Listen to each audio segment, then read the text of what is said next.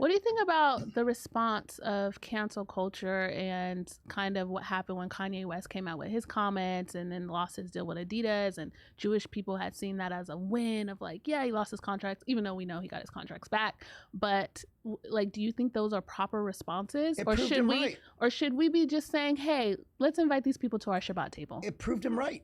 Okay. Jews run everything. No, we don't. Cancel him. Like, really, the guy has, okay, so hip-hop artists, how many times has he said the N-word? 1 million. Would the N-word, not a good word. Nope. Didn't get canceled. Nope. He was celebrated. Right. Says one thing about Jewish people, loses $1 billion contract with Adidas. Right. He proved his point that the Jews run everything. But to that argument, I would say, were black people outraged about him saying the N-word? Culturally, as a people, I don't think so. Well, black people got outraged when he said slavery was a choice. That's when we seen black people get outraged, but he didn't lose anything for that. Well, You're all right.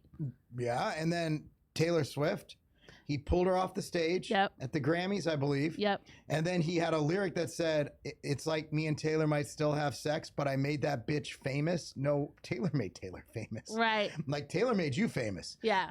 Americans didn't cancel him. Americans, so white teenage women didn't cancel him. Right. So it just looked real. I thought it was the worst thing the Jews as a whole could have done. What should we have done?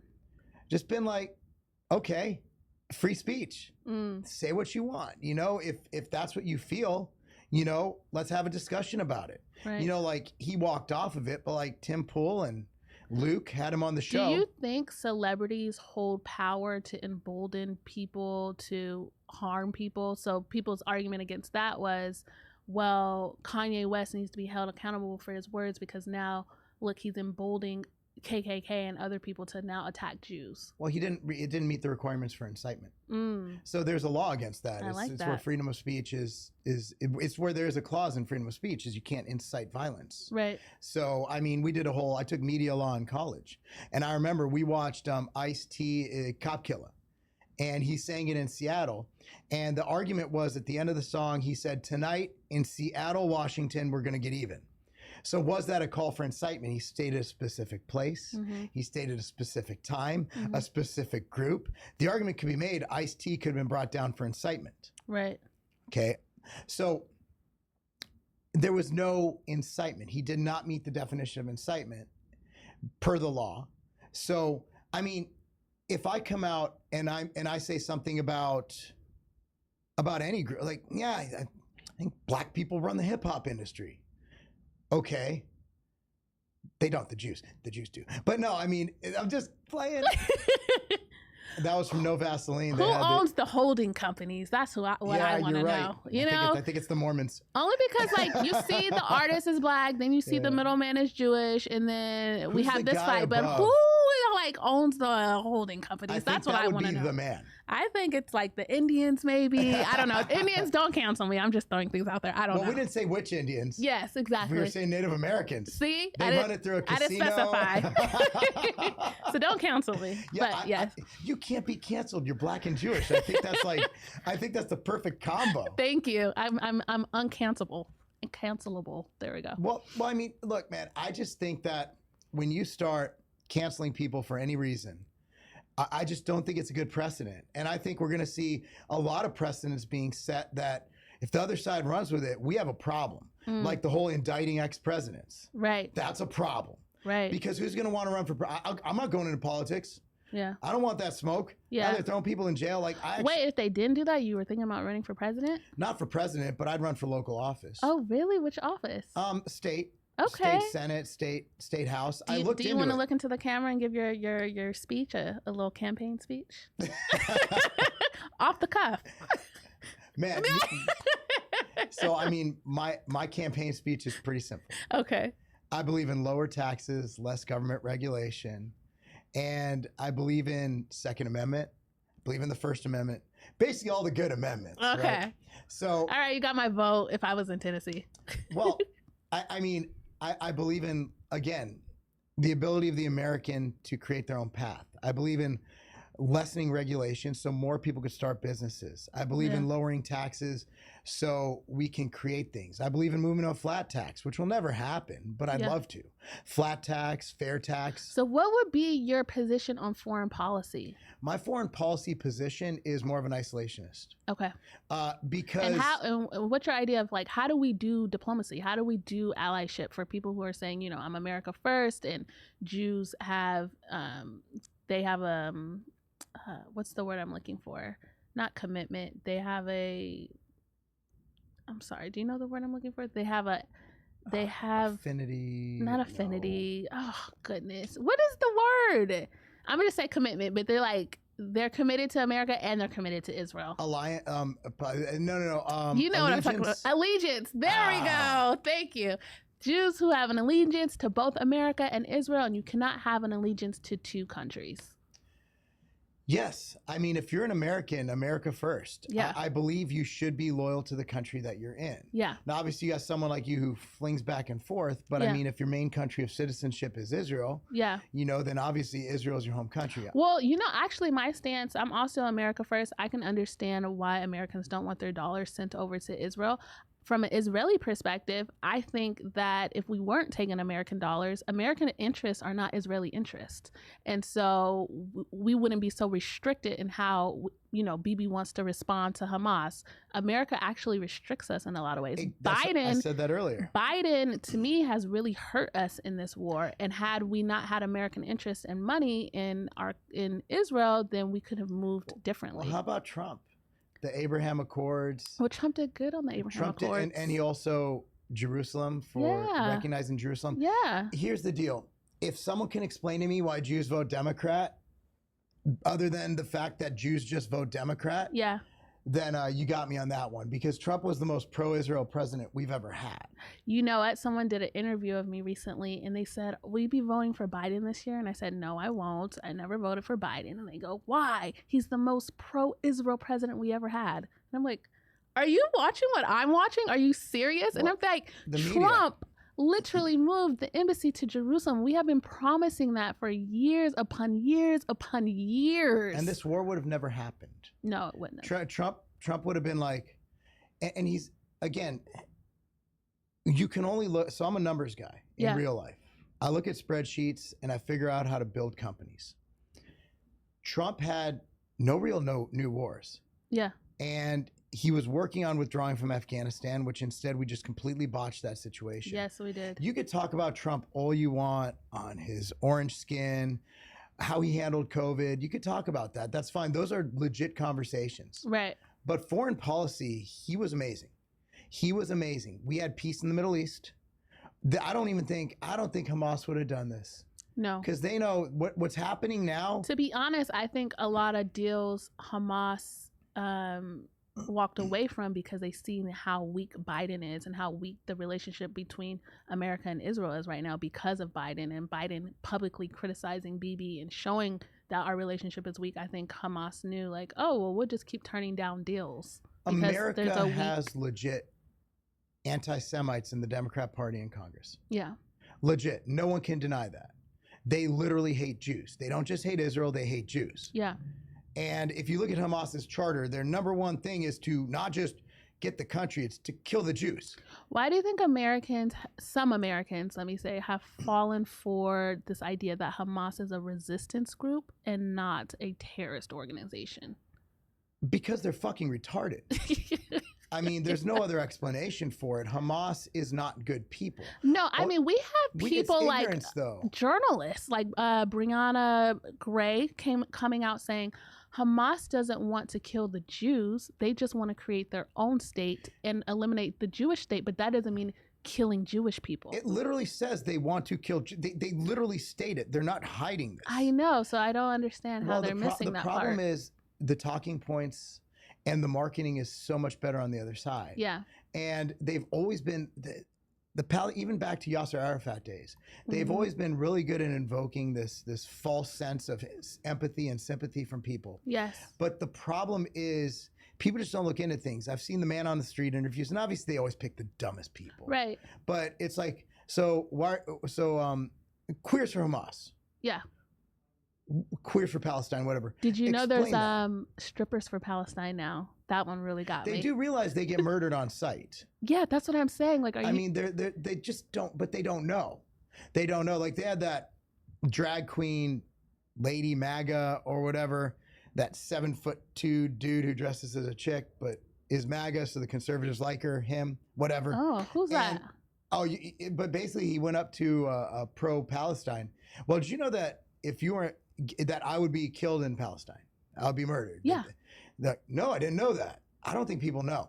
And if you look at the protests, it's all paid actors. Yeah. Like even the BLM things, like we went to Nashville. Nashville didn't really have one. We had a little one.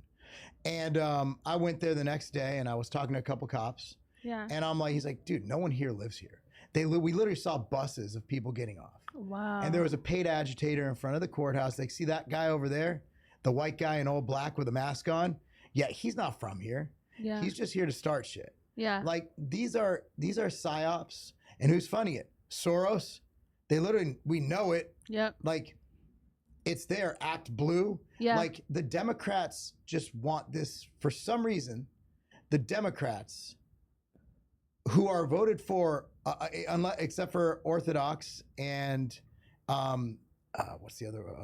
Except for the Orthodox Jews. Jews are Orthodox religious people, religious Jews actually vote to the right. Very right. Yeah, like very 90%. Right. Yeah. But the Reform Jews, that's the fucking problem. Yeah. The Reform Jews are a huge problem, and I despise them because they vote against interests that benefit all Jews and all people. Voting for the Democrat Party is a vote to kill the country, and it's a vote for anti-Semitism. I think, what I'm seeing is I think that American Jews who are on the left are having an awakening because of October 7th. I don't think they are. Here's why I think they are. It's because they supported Black Lives Matter. They supported Me Too. They supported all these social movements. And then when October 7th happened, they seen that none of those social movements supported them. They realized, oh, we support this woke religion, but we're not a part of the woke religion. I can't for the life of me understand why Jewish people were supporting Black Lives Matter, because they literally support Palestine. They say that also in their mission. So I don't know why they were giving their dollars over there, but I think now they are having some type of awakening. I don't know if it's going to shift them to vote Trump, but I think it's definitely shifting them away from Biden. Like they're lost. Like they don't know where to go politically. No, so the only thing worse than a white liberal woman is a Jewish liberal woman. Why do you say that? They're hard-headed and fucking stupid. Oh my goodness. I mean, they just are. They just get the heartstring thing, and they go to issues that are anti-causes that will help them. They go to issues that will harm their children. For example, so I know these people. Okay. The problem with Jewish Democrat women and men, but you might as well call them women, the reforms. Okay. Right? They're very weak people. They go with the virtue signaling. They're very virtue signaling people. It's the old school, like the martyr mom, oh, you're breaking your mother's heart. That's what I see. And they will stick to this, and they will literally ignore everything. Don't you think it's because historically, like especially Reformed Jews have been like they've always wanted to fight on the side of like social justice. They care a lot about social justice causes. I would say even more than economic issues. Jewish American princesses, they have life too easy, and they don't understand what goes on outside their little bubble of Encino and all these other cities that they live in. They're in this bubble, and they're more interested in virtue signaling and woke causes than they are about what's best for their country and, well, I guess their people. Yeah. But they're not real Jews. They're Jews by descent. But they've been completely brainwashed, overwhelmed, and I don't think they're helping our IQ at all. So they're like... I don't have a response for that one. But you've talked to these women. Like, oh my goodness. I was visiting a store in New York, and a Jewish woman, the manager was like, well, as long as that other guy doesn't win, I'm like, okay. And then she goes on to just bash Trump, and I'm like, yeah, I'm not getting involved in this. Yeah. It's just their mind is so brainwashed. They're so brainwashed by the left, by the woke causes. Why are these women so? Why are they? No, Is it just the women or is it the men as well? again, Oh, you're saying if they're on the then you call them the men women are decently effeminate. Okay. Like, I mean, if you look at these households, like the men are weak. Okay. They're not strong men. The household is run by the woman. Define for me a strong man. Well, you got a strong man who's headstrong, okay, who manages his family, who runs his family. A lot of these Jewish women they're more focused on their career than their family. These are, you know what I mean? Like they're not traditional families. Okay. So they just see what they hear at the workforce or their DEI training right. or the liberal university they went to. Right. And the dad's just out doing his thing, like trying not to get divorced. Yeah. You know, and these are not physically fit men. These are not mentally fit men. These are not strong men. Yeah. These are basically, they're subservient to their wives, which is fine. My wife runs my household. Right. Like, I'm a bitch. She's Italian. Yeah. But at the end of the day, I'm still like, I'm a man. I'm the man of my house, and I can form my own opinion. Yeah. But again, if you look at the dynamics of these relationships and you see how Reformed Jewish women act, it's not the best. It's so interesting to me because I'm a religious Jewish woman, and so to me, like Judaism really celebrates equality, but equality in your role, in my opinion, like really respecting what the man's role is and what the woman's role is, and like Jewish women don't pray. And we do pray. In Orthodoxy, yes. they don't have to go to church or a temple. We do pray. So for Sephardic women, I'm Sephardic, I have to pray once a day. Have to. Ashkenazi women, they have to pray 3 times a day. So what is it? They don't have to pray at the synagogue with a minyan. Like men pray with 10 other men. Because there's a huge issue where that was sexist. There was a huge debate within the Jewish community. Whether it's sexist because women don't. Well, that's what the Reform, right? So Reform, they don't keep any laws. Just for people who don't know, Reform, they don't keep anything. They don't do Shabbat, or they're just, I don't know, I guess culturally Jewish, like you said earlier.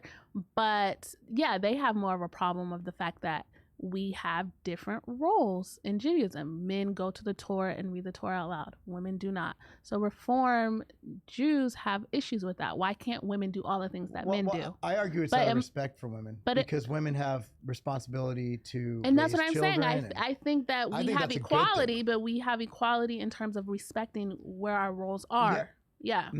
That was my take on it. Is that, well, that just means that y'all got stuff going on. Like, we'll handle the praying.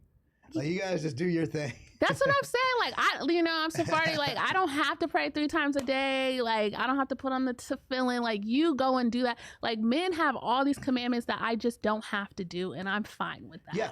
You know what I mean? That's like, what I have to bear children, and I have to have pain through bearing children, and men have to work by the sweat of their brow. I'm not trying to work by the sweat of my brow. That was your curse, so you go ahead and keep that, and I'll be over here, bearing children in pain, and our other curse was that we'll yearn for our husbands. You know what I mean? So, like, I don't want to take on the sweat of the brow. I think those are just biological roles that they just kind of stated in the textbook, right? Like, yes. Men should look, women should work and can work. Yeah. And are as adept at, well, I'm not going to say sports, but like CEOs. Yeah, yeah. The best female. And I have to say, a lot of Orthodox Jewish women work. The best CEOs ever had have been females. Okay. So I'm not going to say for one second that there's different management styles, but men have different management styles, right? Like, I've had a female CEO who's cutthroat, just more aggressive than any man. Yeah. And I had one who was more nurturing. Yeah. So you have different management styles. That's what it comes down to. But at the end of the day, like, I think that what really needs to be stated is that there are roles, there are gender roles. Yes. And obviously they're malleable, where they can be different in different relationships. Depends on the relationship works. Yeah. But I think that the kind of muddying the waters, so to speak, of these roles, where men become almost subservient to their wives. Yeah. And they're not providing or protecting like they should. Yeah. Men need to be violent. Yeah. Men need to be dangerous. Yeah. Men need to be physically able to protect their family. Tell me when violence is a good thing. Because I think someone endangers my family. People are like, no violence all the time. If my family is in harm, whoever's causing that harm, they're not going to live. So if you come up on my property and you're posing a threat to my family, that will be your last day on this earth. Yeah. That is when it makes sense. If we are on the street, if my wife and I are walking down the street and someone goes to attack myself or my wife, I don't care where we are, I'll do the time. Like, you're done. Right. That's what it comes down to. So men need to stay dangerous. That's when society becomes safer.